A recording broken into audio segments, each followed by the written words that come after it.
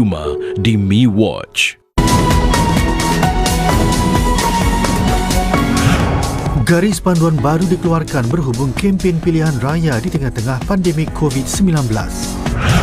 Kaedah baru daftar masuk safe entry secara automatik. Bagaimana pusat-pusat tuition tempatan bersiap untuk memasuki fasa 2 pembukaan semula ekonomi Singapura? Ikuti perinciannya dalam berita 8 malam ini.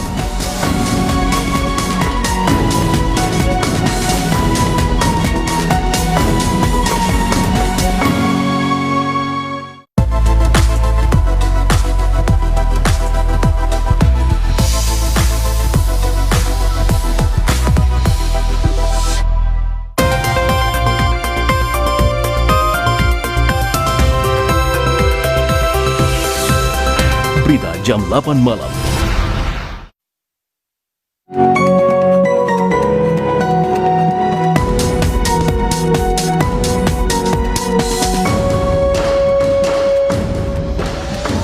Tiada rapat umum politik dalam kempen pilihan raya umum akan datang di tengah-tengah pandemik COVID-19. Tiada bonus pertengahan tahun untuk kaki tangan awam serta potongan gaji untuk para pegawai tinggi.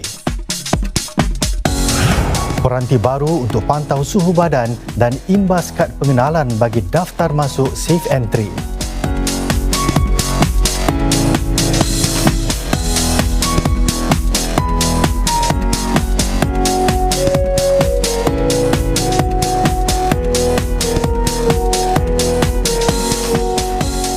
Salam sejahtera. Rapat-rapat umum politik secara fizikal tidak akan dianjurkan dalam kempen pilihan raya umum akan datang. Sebaliknya, perhimpunan politik itu akan digantikan dengan siaran ucapan-ucapan calon secara online dan menerusi siaran televisyen. Demikian antara garis panduan baru yang dibentangkan Jabatan Pilihan Raya ELD hari ini demi memastikan kegiatan-kegiatan berkaitan pilihan raya yang selamat di tengah-tengah pandemik COVID-19. Wartawan Izwan Uthman menjelaskan perinciannya. Jika pilihan raya umum diadakan dalam tempoh fasa 2 pelonggaran pemutus rantaian jangkitan, rapat-rapat umum secara fizikal yang lazimnya boleh menarik ratusan atau ribuan orang tidak boleh dianjurkan. Menurut ELD, ia sebaliknya akan disiarkan di televisyen dan diadakan secara online. Siaran politik bagi kawasan undi menerusi televisyen akan diperkenalkan dan akan disiarkan di saluran 5 di mana setiap calon akan diberi 3 minit untuk berucap kepada para pengundi.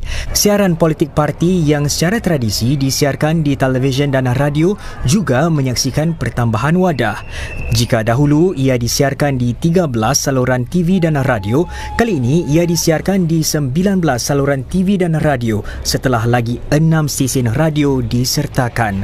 Bagi wadah online pula, calon-calon boleh mengadakan rapat umum online yang disiarkan secara langsung melalui kaedah penseriman. Ini menerusi di lokasi-lokasi yang disediakan pemerintah dengan bayaran bersubsidi atau di lokasi pilihan mereka sendiri. Untuk mengelakkan perhimpunan orang ramai juga, para penyokong tidak akan dibenarkan berkumpul di pusat penamaan calon atau pusat perhimpunan. Bagi tujuan berkempen, lawatan bertemu penduduk dibenarkan tetapi dihadkan kepada 5 orang dalam satu kumpulan dan tiada pergaulan diizinkan antara kumpulan. Kegiatan berkempen dari rumah ke rumah juga dibolehkan selagi jarak selamat dan garis panduan keselamatan lain Kementerian Kesihatan dipatuhi. Selain itu, penggunaan poster serta spanduk dan kain rentang terus dibenarkan selagi ia mematuhi garis panduan yang ditetapkan. Bagi kenderaan berkempen yang lazimnya memainkan lagu serta ucapan parti dan calon secara langsung, ia kini hanya dibenarkan memainkan ucapan yang sudah dirakam. Namun demikian, perarakan kenderaan bagi menghargai para pengundi pada hari selepas hari mengundi tidak dibenarkan. Ini demi mengelakkan orang ramai daripada berhimpun. Bagaimanapun, jika pilihan raya umum diadakan dalam fasa 3 atau setelah itu, ELD akan mengemaskini garis panduan tersebut berdasarkan garis panduan semasa yang dikeluarkan MOH. Selain itu, ELD juga mengingatkan para calon tentang ancaman pengaruh luar sewaktu pilihan raya umum dan mereka mesti melaporkan sebarang kegiatan sedemikian. Para calon juga dinasihati supaya berkempen secara bertanggungjawab dan bermaruah tanpa menyebabkan ketegangan kaum dan agama. Kaki tangan perkhidmatan awam tidak akan menerima bonus pertengahan tahun pada tahun ini. Ekoran krisis ekonomi yang tidak pernah dialami yang dicetuskan oleh pandemik COVID-19. Para pegawai awam berjawatan tinggi juga akan menerima potongan gaji sekali sahaja. Ia sebagai tambahan kepada potongan gaji setengah bulan oleh para pegawai kanan perkhidmatan awam dalam jawatan-jawatan kepimpinan utama. Jabatan Perkhidmatan Awam PSD menyatakan keputusan tersebut dibuat hasil rundingan dengan Kesatuan Sekerja Sektor Awam.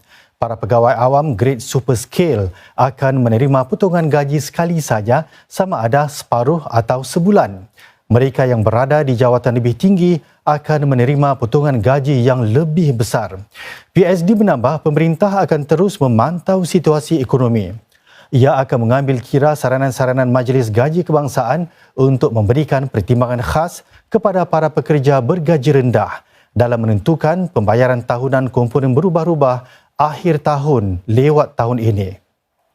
Pengumuman tersebut adalah yang terkini dalam siri langkah-langkah yang diambil ekoran kemelisitan ekonomi. Ini termasuk potongan gaji 3 bulan bagi para pemegang jawatan politik tertinggi Singapura. Sekitar 70 pelajar tidak dapat mengambil peperiksaan bertulis bagi bahasa ibunda peringkat GCEO yang bermula hari ini.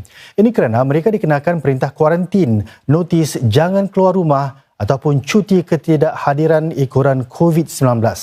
Menteri Kedua Pendidikan Indrani Raja memberikan perkembangan tersebut dalam satu wawancara bersama stesen radio CNA 938. Menurut Cik Indrani, para pelajar akan diberikan pilihan untuk menduduki peperiksaan tersebut pada hujung tahun ini.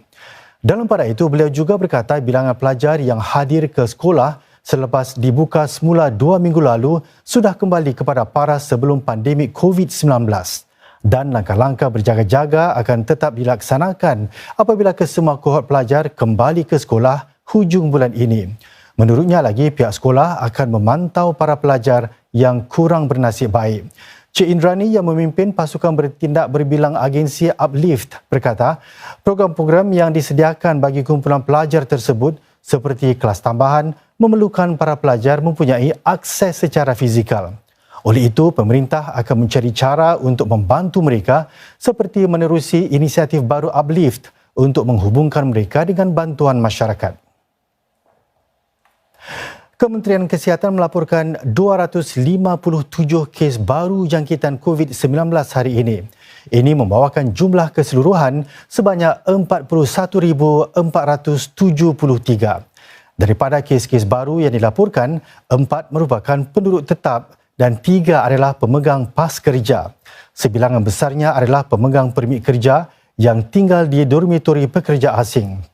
MOH akan memberikan lebih banyak perincian malam ini. China memberi amaran kemungkinan lebih banyak kes jangkitan baru COVID-19 akan berlaku di ibu kota Beijing dalam masa beberapa hari akan datang. Para pegawai tinggi China menegaskan Beijing mesti meningkatkan tahap kebersihan dan sanitasi di pasar-pasar burung untuk mengurangkan risiko ke atas kesihatan awam. Kemunculan semula wabak COVID-19 di Beijing kebanyakannya dikaitkan dengan pasar-pasar makanan yang luas seperti Pasar Burung Sinfadi. 21 kes baru dilaporkan di Beijing hari ini, membawa jumlah keseluruhan kepada 158 sejak seminggu lalu, penularan terburuk di bandar itu sejak awal Februari. Sedang kebimbangan meningkat mengenai gelombang kedua penularan COVID-19, ramai penduduk di Beijing menjalani kehidupan seharian dengan berhati-hati. Pihak berkuasa membatalkan banyak penerbangan, menutup sekolah-sekolah dan menguatkuasakan sekatan ke atas hampir 30 kawasan kejiranan bagi membendung penularan virus corona. Beberapa wilayah lain juga mengeluarkan